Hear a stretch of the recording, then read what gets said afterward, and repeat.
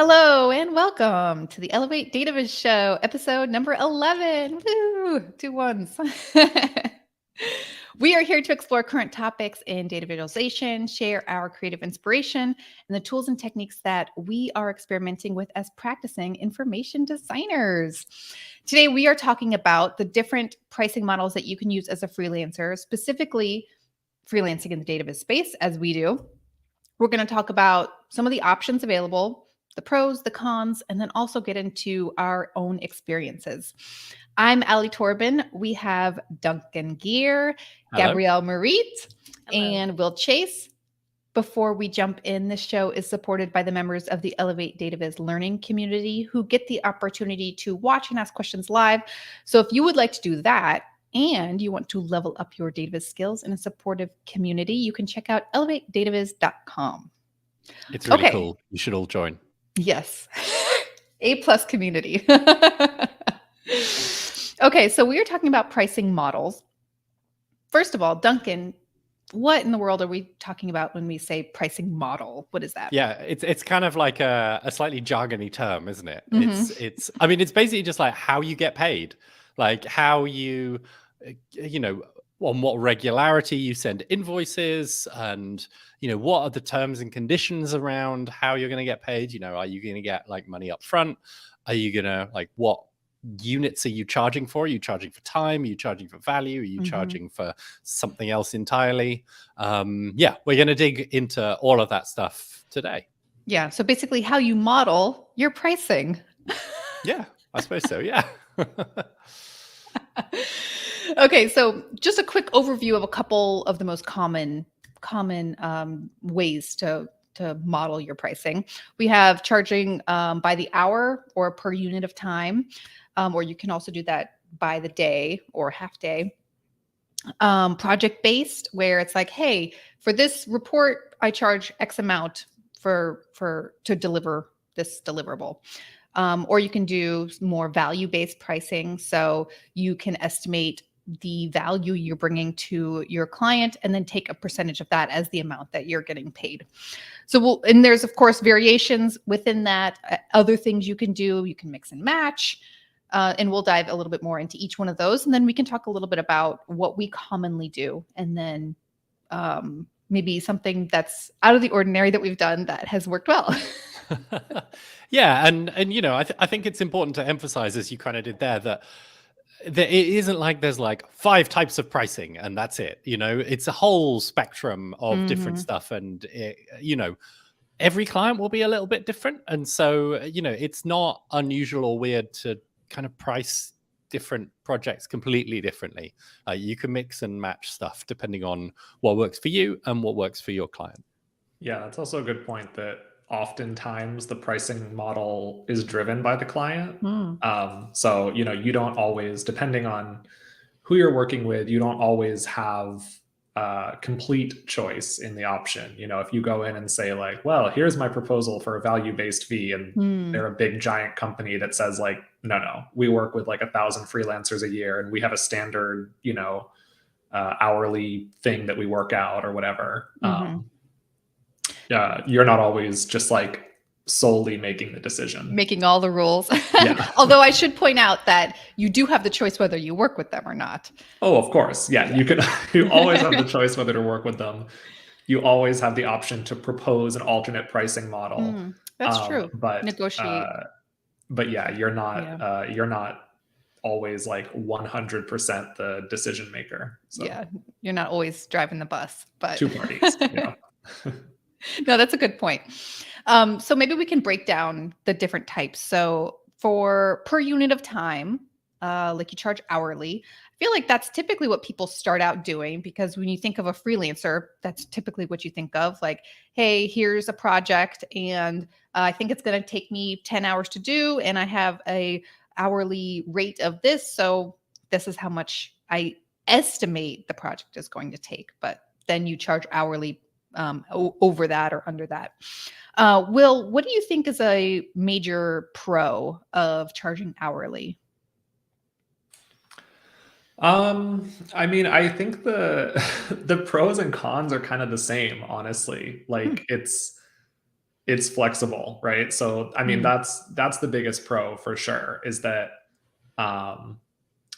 when you don't know the scope of a project, or if it's a more like a consulting based project where you might be just called on as needed, but it's not like a specific deliverable project, then this is definitely the most flexible way to do it. And you can just say, hey, whenever you need me, you need a few hours of my time on this project, just call me, and then I'll send you an invoice based on however much time I spend. So I would say that is the biggest pro.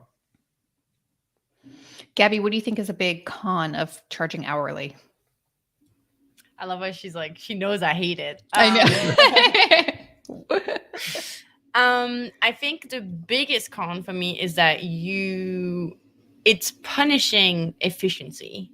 So you only get paid if you spend hours. So if you're really fast, it's not related to what you produce. So if you're really fast and you can do a Dataviz in an hour instead of 10, you get paid less. So the more you progress in your career, the less you get paid, if you think about it. So I think it's a huge drawback just because of that. It has other benefits that, Will highlighted. When you have completely unknown on what the product is, it can be really convenient.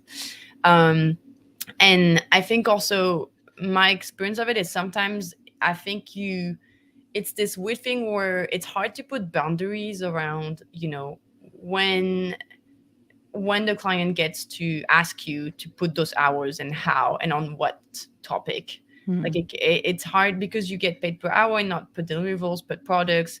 They can ask you to do almost anything. Obviously, you have a specialty, Dataviz, but it can kind of go into this like weird boundary where they just ask you to do a little bit of anything, not in the order that you want to, and you don't get a long-term view of what actually you're building. So I think it might be good to start with when you're beginning and you don't have this long-term view, but the more you progress, the more I think you have this opportunity to become an expert and be paid as is and recognized as, instead of being the last, little things on that list of like, we need an executioner and we're going to tell him what to do.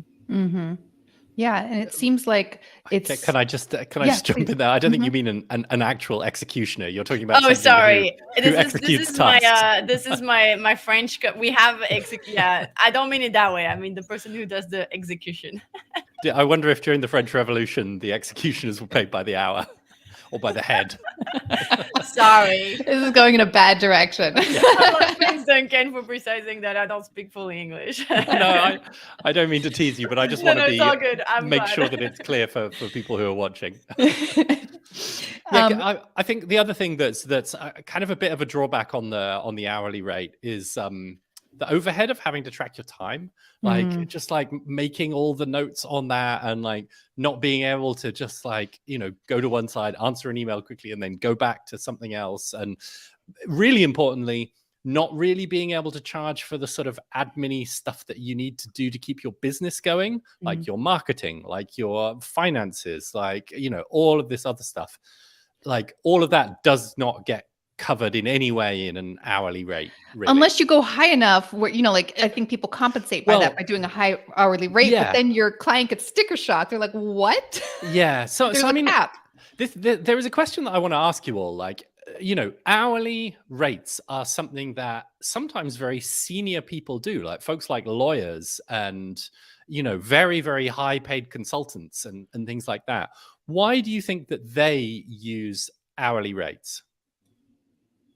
Because they know they have short tasks. It's consulting and not producing. They don't produce document. They produce, like, they literally so they pay per time because it's literally how much time they're gonna spend on you consulting, which is very different than our work, where sometimes we do consulting, but a lot of time we do producing.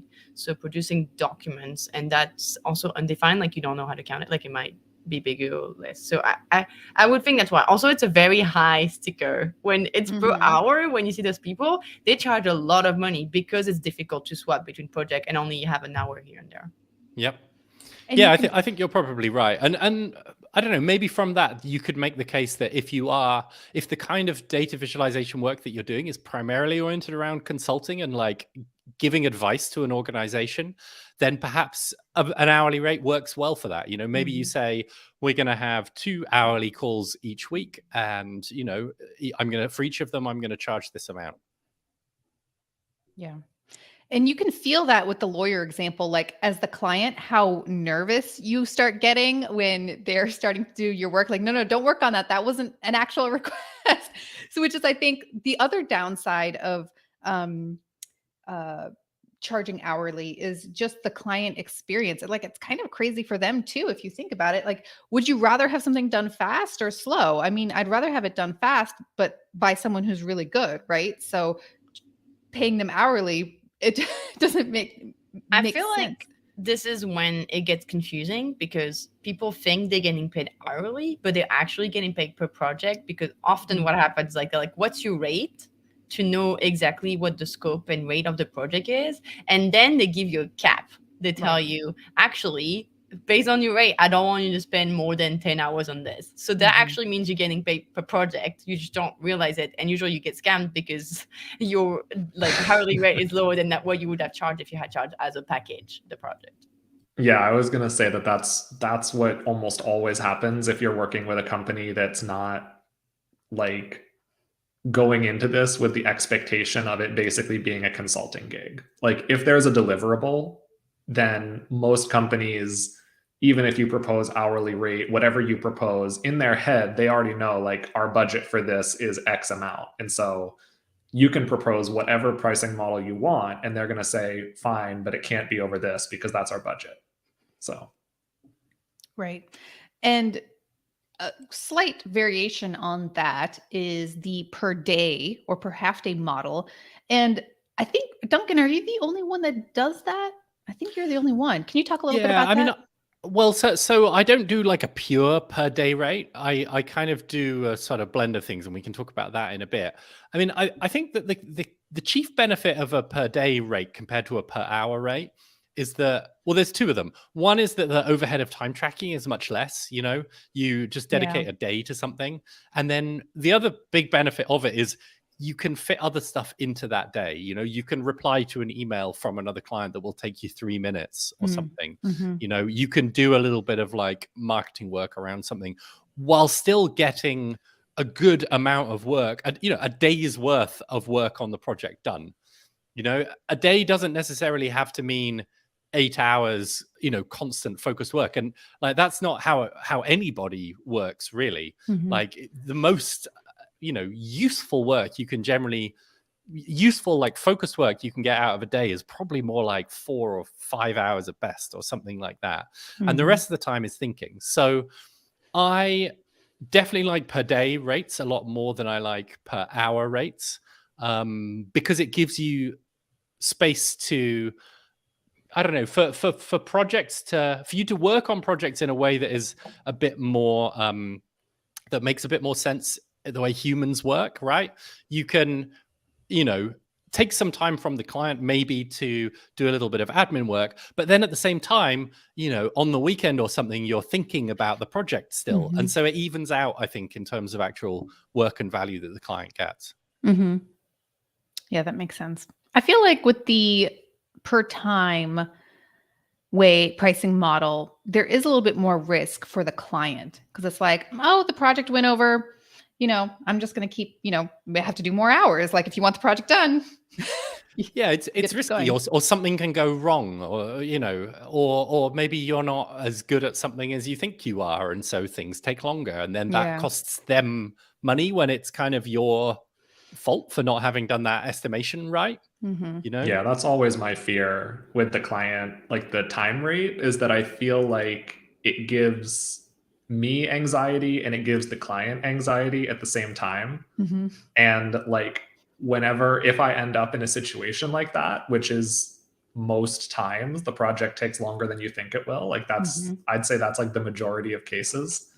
I am more likely to just eat that time and basically take the loss, because I'd rather do that than give my client a bad experience of, handing them the bill at the end and it's like, double what they had expected from the beginning. Or price in some contingency. Yeah. in the I mean, process. there's better ways to handle it. I, usually would bring this up to them, and I'm not actually going to eat like double the cost, but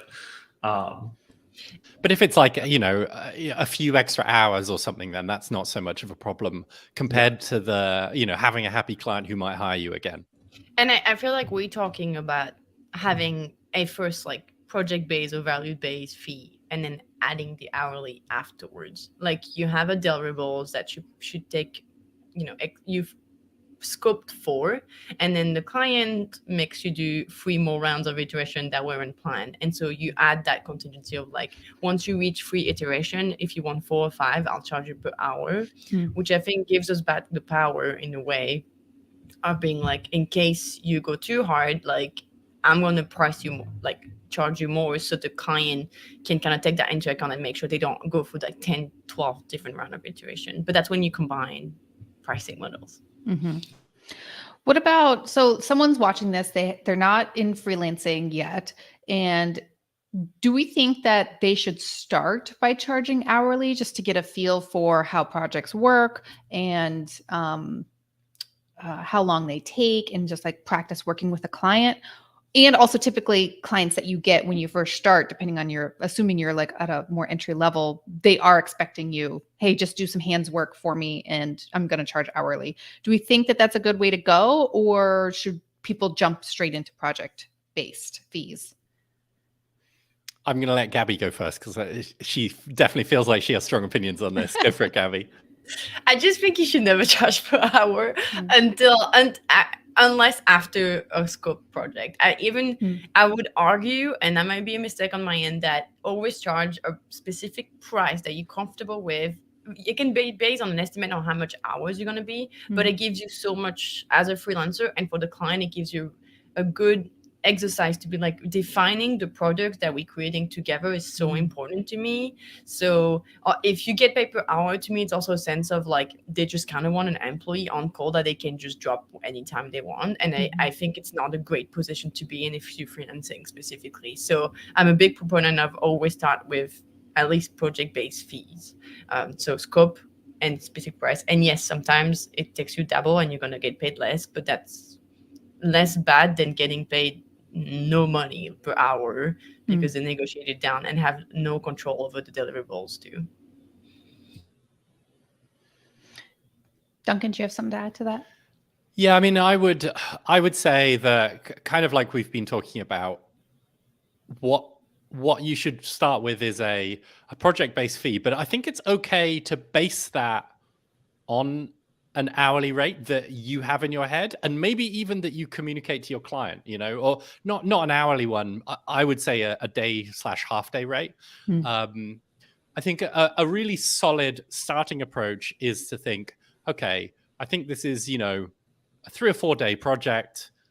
I want to get paid about this, or like, my day rate that I have calculated that, includes contingencies and stuff like that is X amount of money. And so the project fee is days times day rate, like that. And then you can say to your client, that is what is going to allow me to, sort out your deliverables. If you want to add extra stuff on top of that, or if extra work emerges during the course of the project that we haven't factored in here, I will charge that at a day rate of this. Yeah, I like the idea of having kind of a secret hourly rate, because then that helps you when you're first entering a market. How do you even know what to charge usually, which we talk about in Elevate a lot in the community. But when you first jump in, it's like, I don't know what I'm doing. So I can maybe start what I did. I started with my salary and then I just doubled it, like whatever the hourly rate would be for that, double it, because you have overhead and you're not fully booked all the time. It's not exactly a salary. Double it and then just use because that you're paying your own tax and yeah, things like that. Yeah, and then use that as like your secret hourly rate, and basically do a project-based fee on that, which I guess we could talk about project-based fees now. Perfect transition. But project-based fees, like someone comes to you with a project saying, I need this report done with 6 data visualizations. And you say, okay, for that with 3 rounds of revisions, then I charge X amount of dollars. And then you the risk is more on you at this point, because you have to really manage the scope, because if the scope starts creeping, you promised a particular deliverable for a certain price. So yeah, it's never nice to have to go to the client and be like, yeah, I can do that, but it's going to cost you more, kind of thing. Like, you never want to have that conversation unless you really need to. Mm-hmm. Will, what do you think of what either a pro or a con of project-based fees are? I mean, I think we've talked a lot about that and sort of talked around it, maybe. Like the opposite of hourly billing. It's the opposite. Yeah, it's basically the opposite of hourly billing. Like, it's less flexible, but it's much more straightforward. I think everyone involved in the process usually feels less anxiety. I think it's simpler often on you. And like, to be honest, my experience has been that you get paid more doing project-based rates.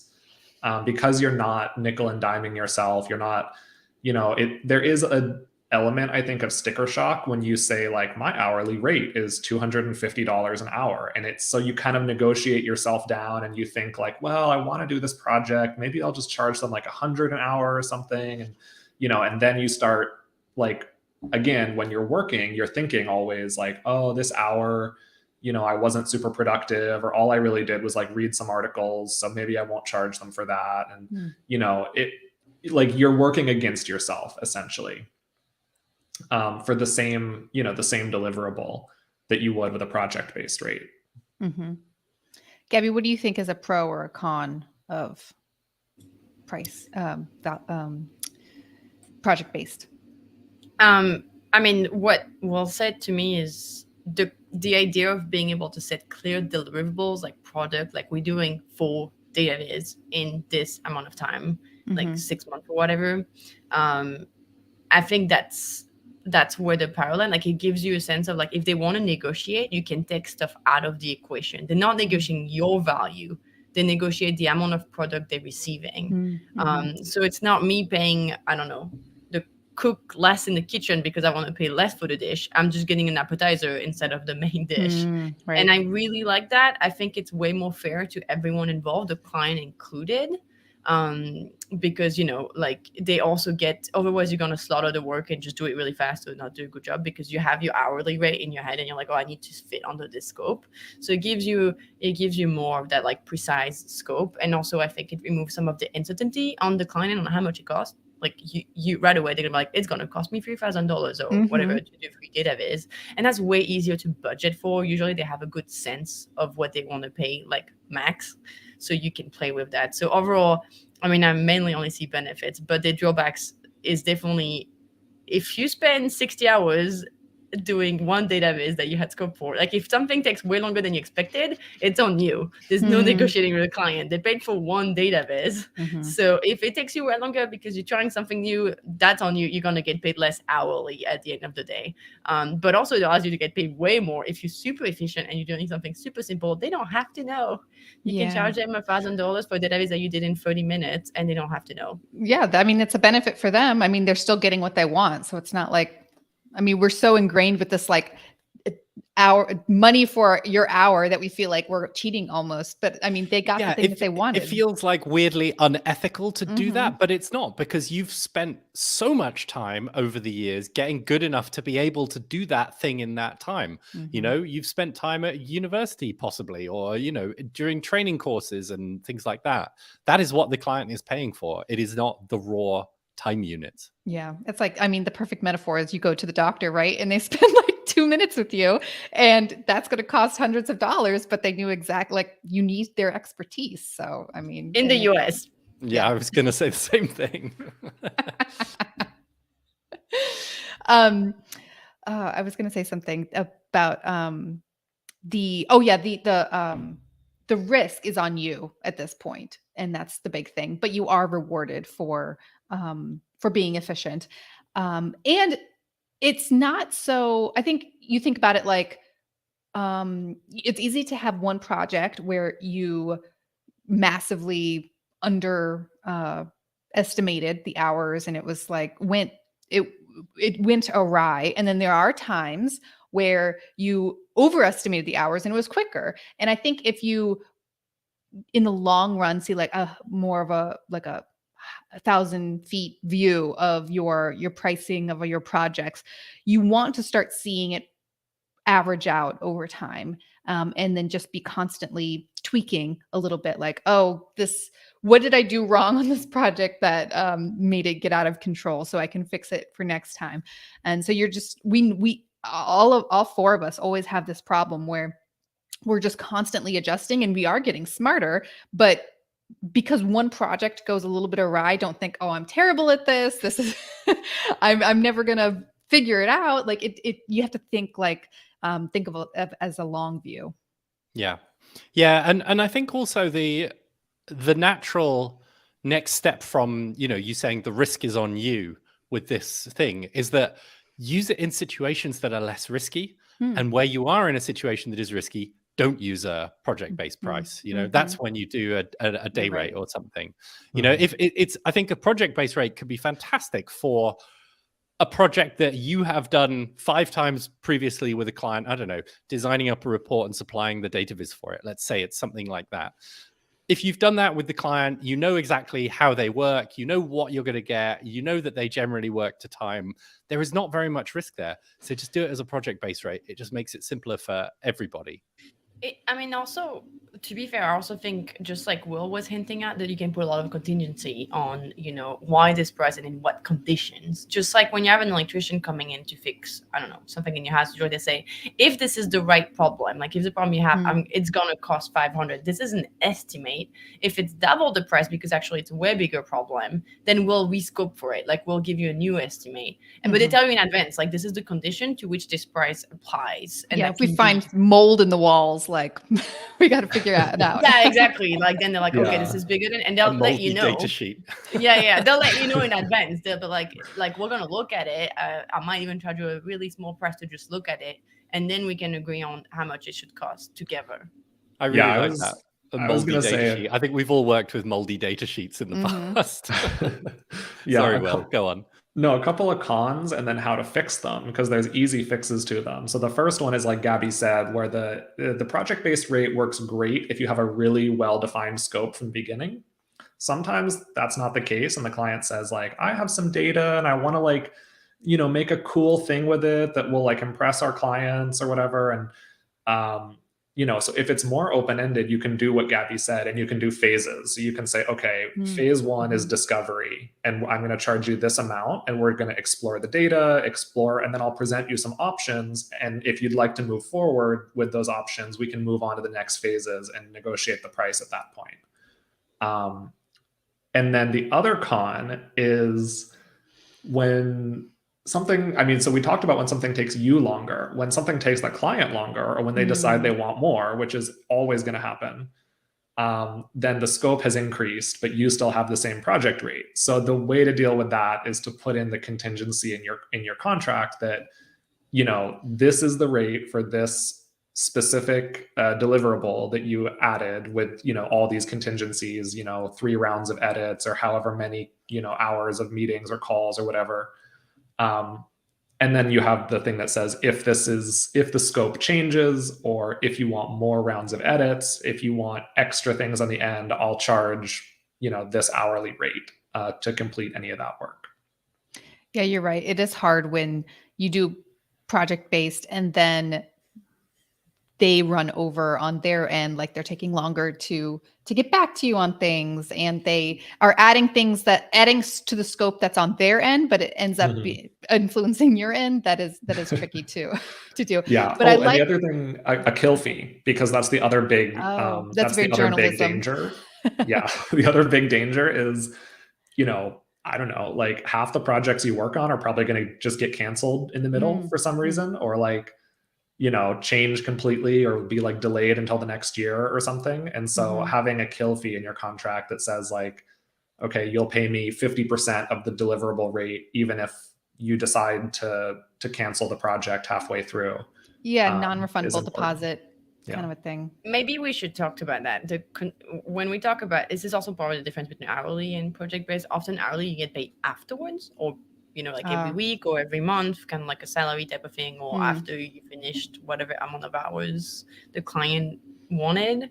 Where I think one of the big benefits in project-based fees is you are booking your time in advance, so you have a view on what's happening forward, but you can charge per milestone. So it can be like, we'll say it can be per phase. Like I'm charging you, I don't know, 3,000 for discovery phase, and then 5,000 for the design phase, and 6,000 for delivery.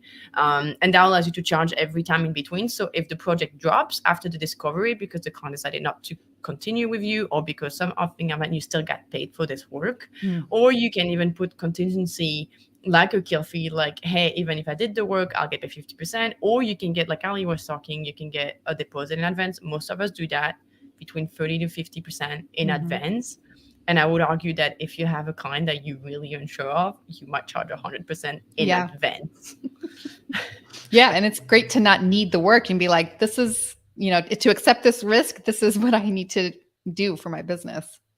Yeah. I mean, I think it is also possible to get deposits if you are doing an hourly or a day rate. You make an estimate at the start and then say you're going to pay 50% of the estimate at the start, and then we will, the final bill will be adjusted based on the amount of hours or days worked. Like that's another way to do that.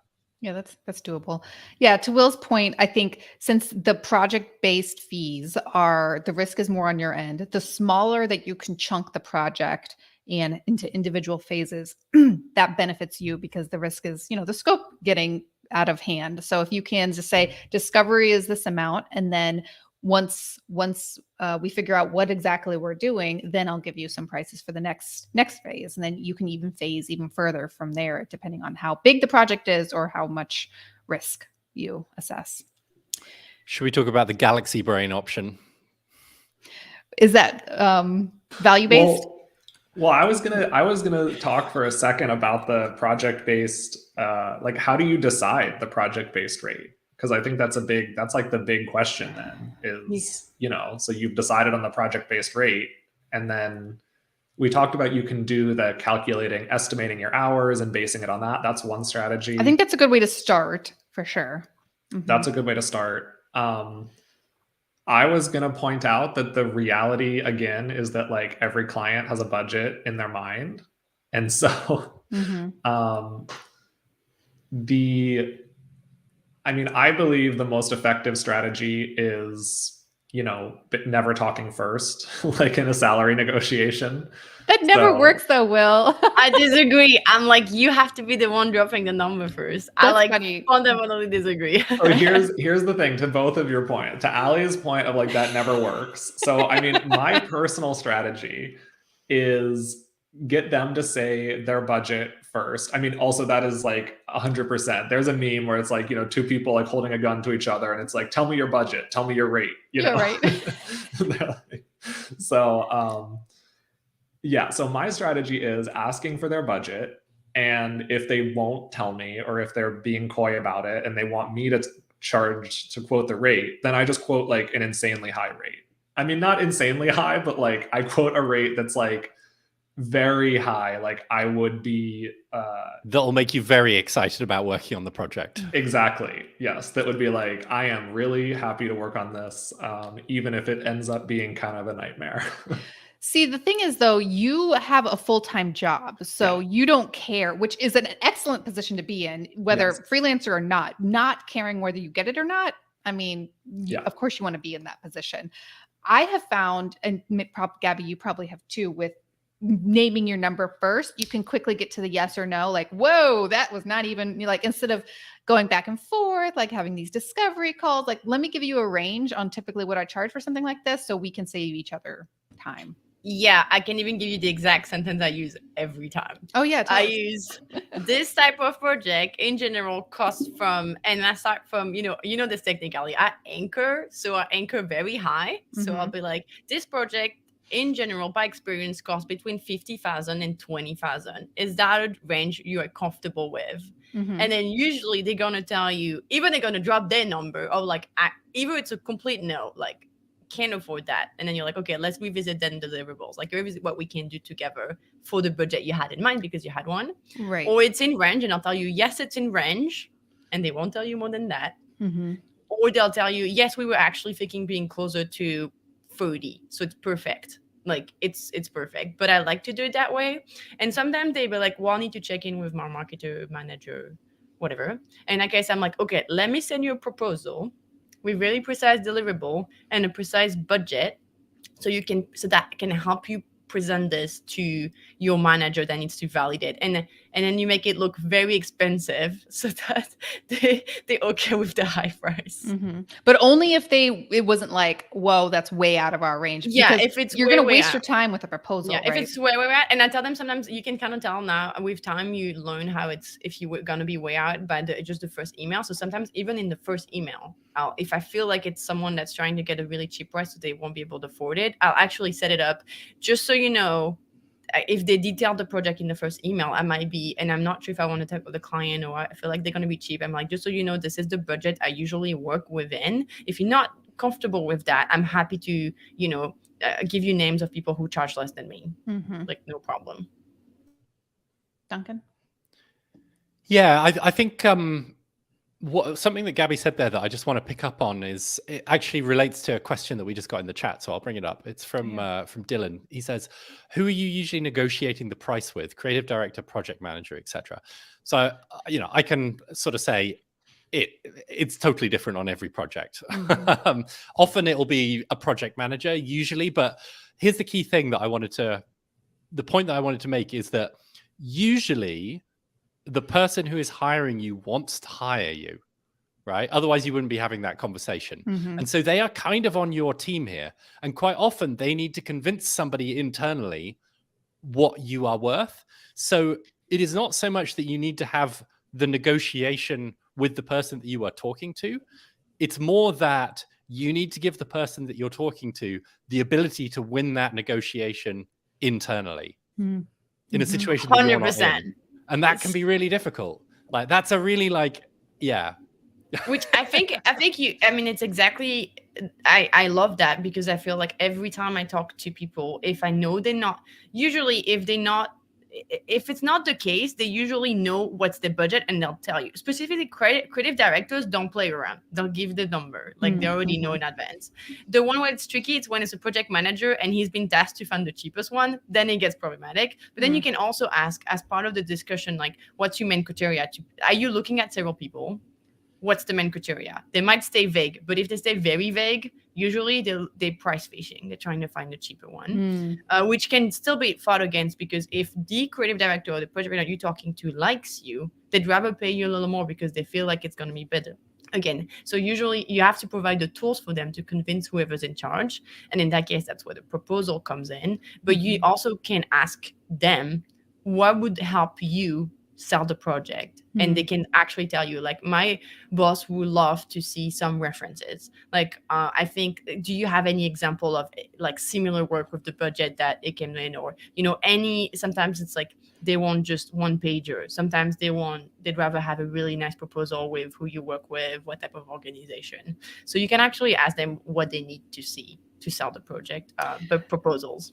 That's a great point. Like, selling it even further, like you have the higher price in your proposal, having a really good conversation, discovery call with them is really important, because you can ask them things like, what's basically your biggest fear with this project? And if they say something like not delivering on time because we have a really hard deadline, then your proposal can be all about how here's this strict timeline schedule that I have. I've thought about it all. I'm never late on projects, stuff like that. And they're just like, whoa, this is exactly what we want. It's worth the money. They get to know you. And just for transparency, it works.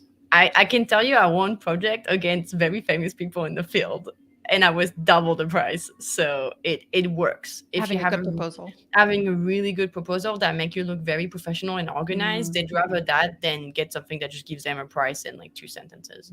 Right. Yeah.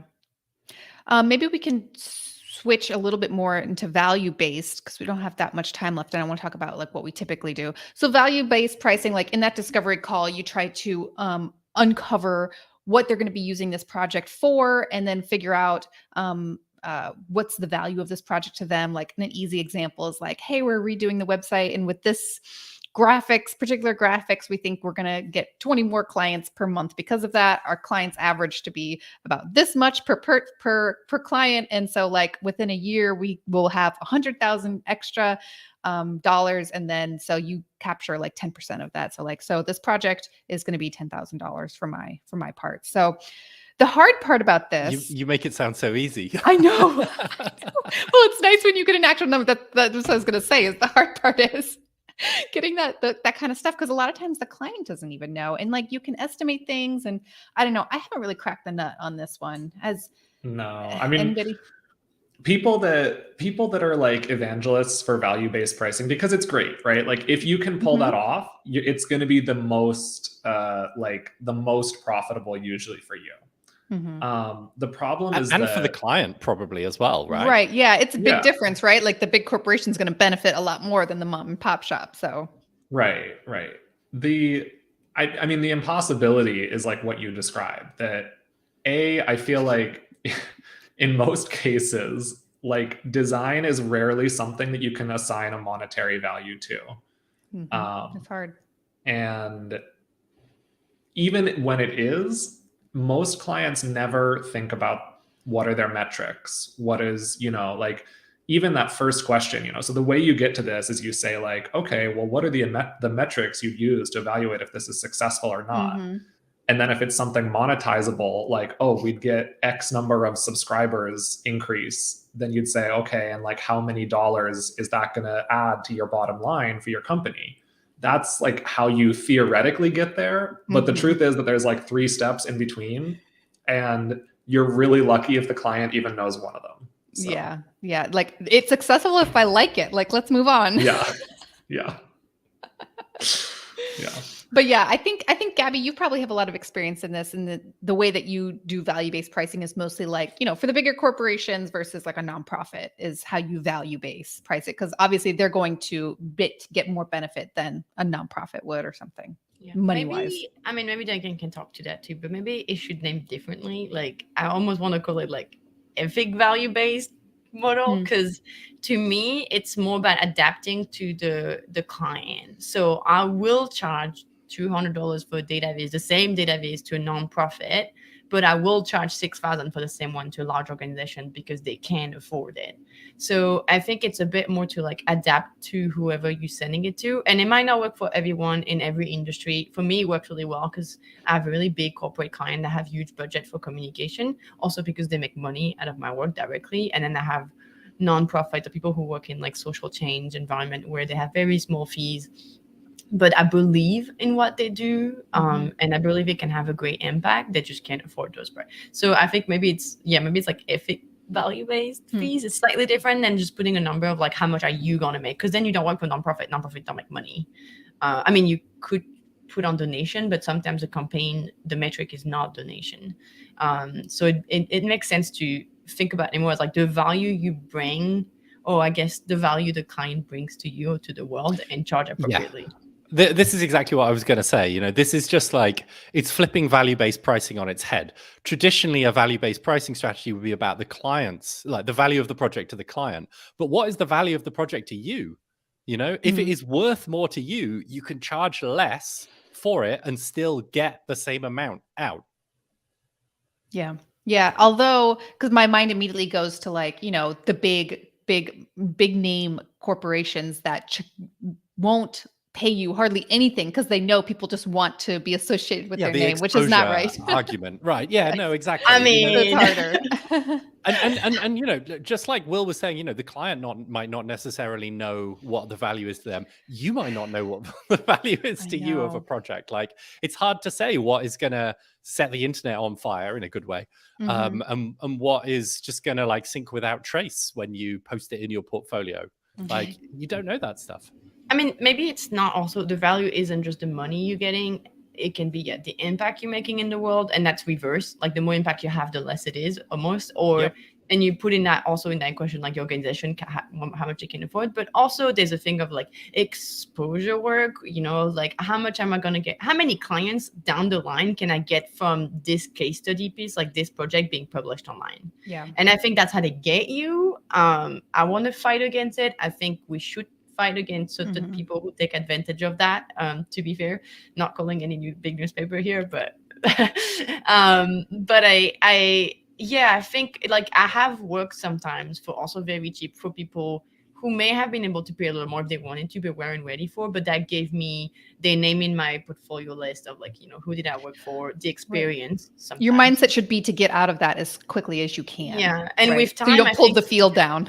Yeah, it's not. I wouldn't say it's necessary to get out of it as quickly as you can. It's to make sure that doesn't become the only work that you do. Yeah, or habit. Yeah, exactly. So like, I think it's fine to do that for 10% of your, your projects on an ongoing basis. Like every year I will do 10% of projects at below market rate for, things that I really care about, that's being that's creating an ethical business. And I was talking more about like for doing work for like exposure. I mean, I think we should all resist it, because the more we resist it, the more. No, for sure. That's like a whole an industry thing. But I understand, like, especially when you're starting to build a portfolio, like you got to get a couple things in there with a couple names. But I mean, doing unpaid stuff for yourself that you like, personal projects, like that's the ultimate in getting value for yourself. True. I think we have a whole other video about that, don't we? Yeah. A huge one. But I mean, the main point is like the value-based thing is tough, but I mean, there are ways to kind of like mix and match, which is, I think, our main point. So with our last maybe 5-7 minutes, let's talk a little bit about what mainly you do with pricing, and then maybe something like slightly unique or different that you have tried and that either worked or didn't work or whatever. Let's see. Will, would you like to go first? I mean, I don't know. I'll keep it short because, like you said, I'm in a unique position where like I have a full-time job. And so the freelance projects that I take on, I can be very, very choosy, and I usually have a lot of leverage in choosing that. So I don't do anything unique or crazy in how I price things. I'm very much like kind of hands off, and a lot of times, if it's a project I'm interested in working on, then I will just open it up to the client and say, what is your budget? And if it's makes sense to me or seems like enough that I would be willing to like take on the stress for the opportunity to do that work, then I say, great. I don't really negotiate beyond that point. And if it's something I don't want to do, then I will often just say no. But if I happen to be looking for some extra cash at the time, then I will just quote a really high rate. And then I'll make the decision, okay, is this is this worth it? Not being desperate is like the best sauce you could put on a pricing model. Yeah, so that's my strategy. Let's see. We just got a question from Chris real quick. Given how complex pricing can be, do you set yourself time limits on how long it takes to put together a pricing model for a client? This is a good question. Is he talking about putting together a proposal? The process of like figuring out how long something is gonna, well, not how long, so figuring out how much you should charge for a project, I think is what he's saying. Do you set a time limit for like doing that thinking? Oh, I don't think so. I think it's going to take longer at the beginning then. I think you start to develop an intuition, right? Like with anything. Yeah. Yeah. And it's the kind of thing that you will get wrong lots of times. Yes. And that's okay. You will get it wrong and then you will correct, and you will get it wrong and you will correct. And, eventually you'll end up in the right place. But it is a process. It's a journey. It is. It really is. And it also depends on the client, I want to say, because I don't put time limits, but if it's a client I know I'm going to charge $500, like I'm not going to spend 3 hours doing a proposal for them. Mm-mm. It's not worth my time. When you reach those numbers, when you try to get like 10K over, even 20K over, then I would put sometimes 2 days into my proposal to make them perfect so that I land that project, especially if it's a client I care about or I want to work with because they have good impact on the planet and the people. So you don't have to set. I think the time limits is also according to the value you're gonna get from the client. That makes sense. Yeah. Yeah, and it will take longer. Like you will probably have to spend a day on a proposal for a small budget client at the beginning because it does take time, but you want to be trying to minimize it. Or This is like why you templatize though. Yeah. Template your proposal. For community, we have a template that I gave you. You can use as is almost. That should help. Look expensive like Gabby. Duncan, do you want to talk about how you charge? Sure. Yeah. I mean, I kind of have like a wild hybrid of everything, which is sort of that I have a good day rate in my head, and I will, like, when somebody asks me to do a project, I will think, okay, this usually takes about this amount of time. And then, I will be generous with my estimation there. I will think, if this goes on the slightly negative side of well, it will probably take me about this amount of time. And then that is kind of the project rate. And, and then I will kind of like lock down specific deliverables for that. And as soon as the client, starts saying, oh, and can we also do this? I'm happy to eat maybe like a day of that. But if it goes beyond that, then that's where I say, I'm really happy to do that, but I'll need to charge at a day, I'll need to charge at a day rate of X, which is often slightly higher than my, the day rate that I have in my head.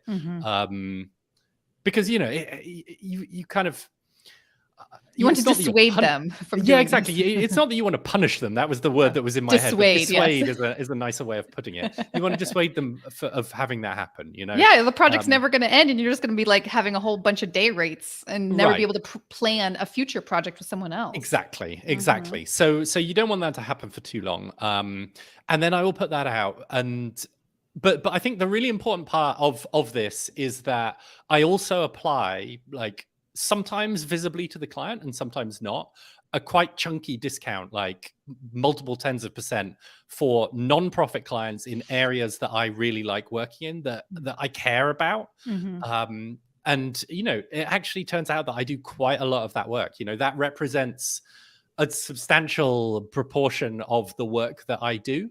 And, that means that I am very rarely working at my full rate, because that's just how it works. But I've kind of factored that in by having my full rate being quite high. And then if there is a project that comes along, kind of like Will, if I am not really that jazzed about it, I'll give them the full rate, and if they want to pay it, brilliant, then we're both happy.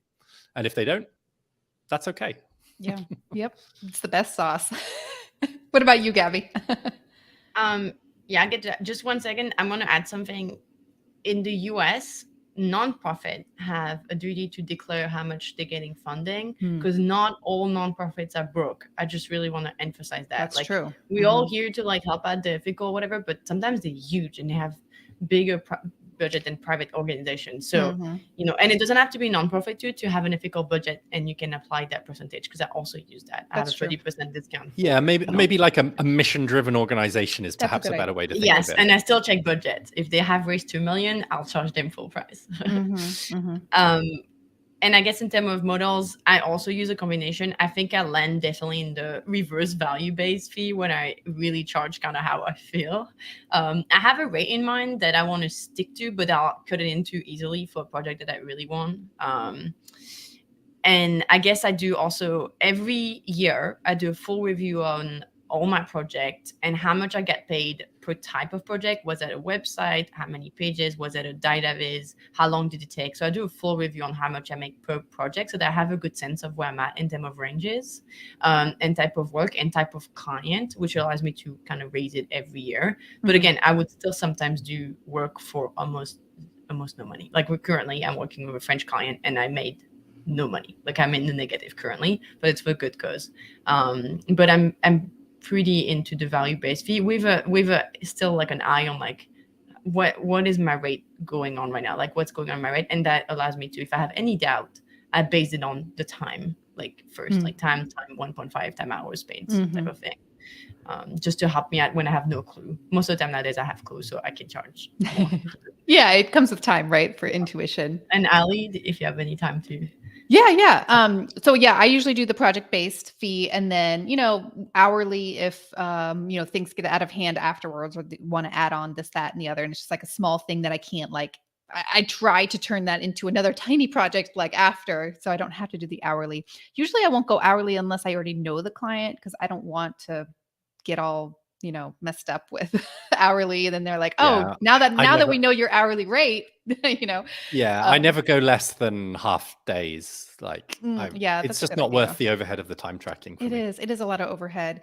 And I guess the one thing that I'm experimenting with is the productized service thing, which everyone is tired of hearing me talk about. But, if you've done something over and over again, you can optimize on how you have become more efficient at it, and cut out this whole like proposals, sales process thing by having listed on your website, like, hey, if you have this problem, I will do X, Y, and Z for you. And here's your XYZ deliverable. And this is how much it costs. Do you want it or not?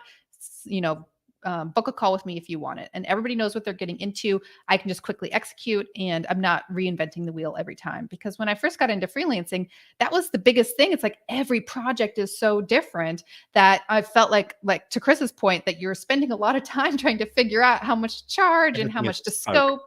It's a lot of time. So I'm finding a lot of magic in the productized service. And that's what I'm experimenting with, because it's a journey as well, figuring out what people want and for how much and for whom. But that's something to consider. You can Google productized service if you want more details on that. But I'm enjoying it. But I think that's all the time we have today. We have a really great article. Gabby put together a really great article on our website. If you're a Elevate Dataviz member, you can get it, and it has more of the pros and cons and details about pricing models. And you can always become a member if you would like to read that article. Just put the fee for a year on your next invoice to a client. Don't itemize it, obviously, but just increase your rate by that amount. Yes. And then you get Elevate membership for free. It's factored in. It's a business cost. All right. Well, thanks for joining with us today, everybody. If you have any follow-up questions, you can join our Elevate Dataviz community at elevatedataviz.com. All right. Bye. Bye, everyone.